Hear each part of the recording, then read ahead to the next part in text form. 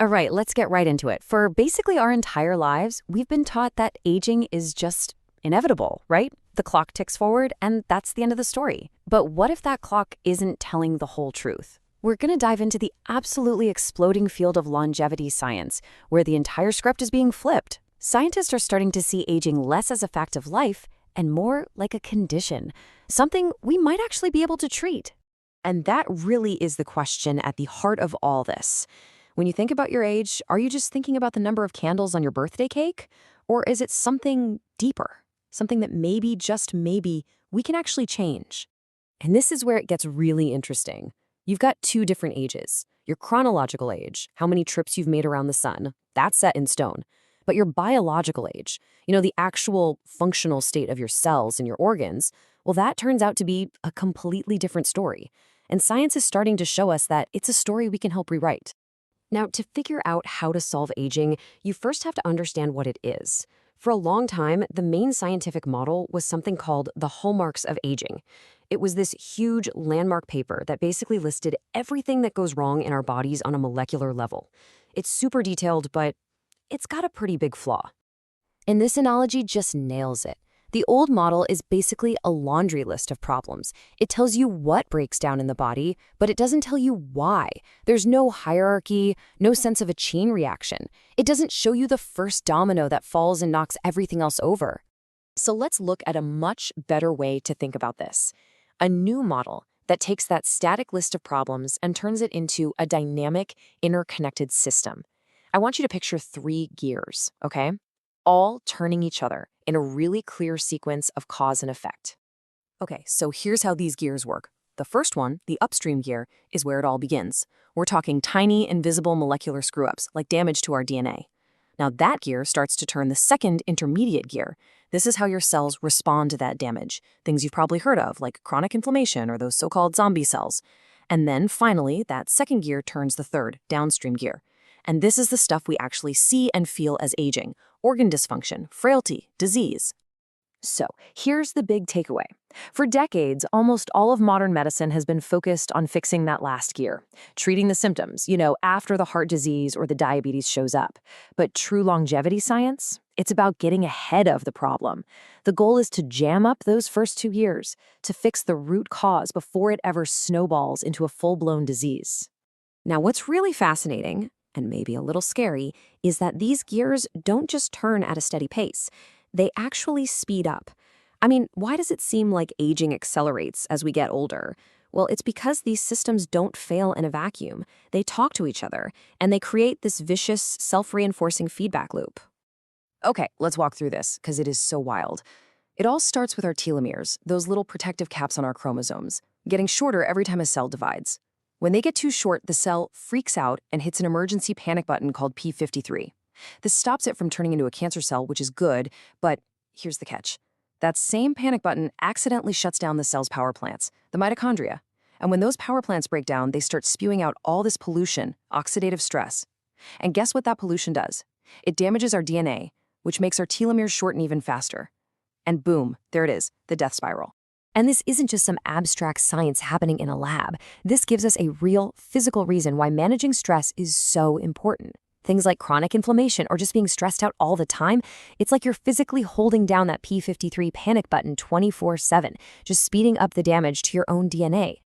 Okay, so that's the problem, right? We've got the gears and we've got these feedback loops making them spin faster and faster. But now for the really exciting part. We've moved beyond just describing the problem, and we're actively trying to hack the system. So let's look at a few interventions that are already showing some pretty incredible results. First up is what you might call lifestyle reprogramming. And the Fitzgerald study is the perfect example because it shows you don't need some futuristic high-tech lab to make a huge difference. This was a proper, randomized, controlled trial on a group of healthy men between the ages of 50 and 72. And for just 8 weeks, they put these guys on a really comprehensive plan. It wasn't just about one single thing. It was a total systems approach.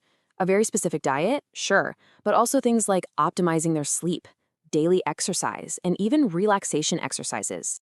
And the result was, honestly, it's staggering. After just 8 weeks on this program, the men had, on average, reduced their biological age by more than 3 years. Let that sink in. 3 years biologically younger in just 2 months. So how on earth is that even possible? Well, the key was that the diet wasn't just healthy. It was specifically designed to be packed with nutrients called methyl donors, things like folate and betaine.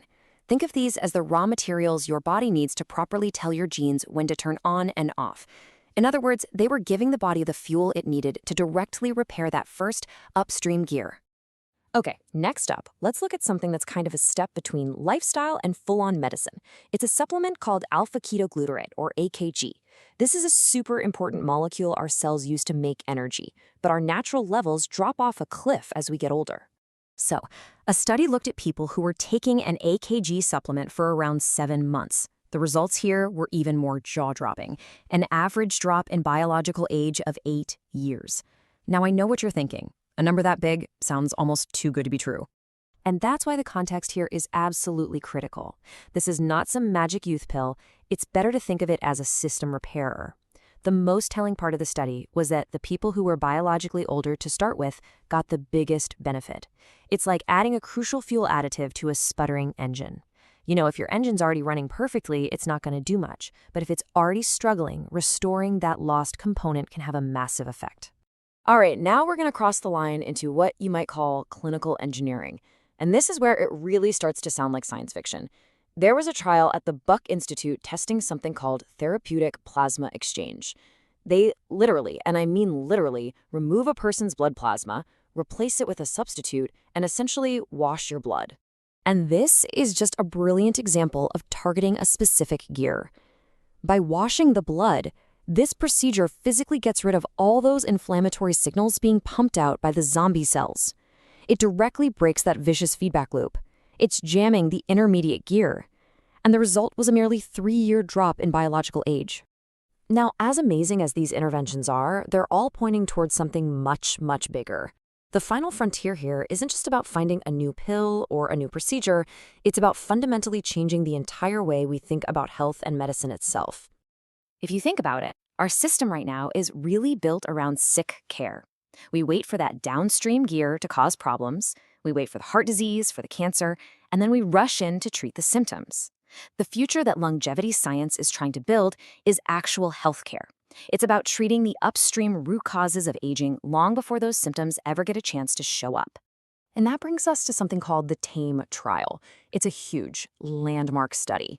Now, it's using a common diabetes drug, but the drug itself isn't even the most important part. The real goal of this trial is to get the FDA to officially recognize aging itself as a treatable medical condition.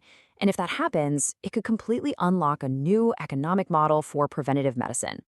So, where does all this leave us? We're seeing real interventions that can help repair our gene expression, restore our cellular energy, and even literally wash our blood clean. Yeah, the data is still early, but the signal is getting louder and clearer. Our biological age is not set in stone. The question is no longer if we can slow down these gears of aging, but really by how much. Which leads us to the final, really profound thought. What if getting older wasn't an inevitability we all have to accept, but just a condition we can treat?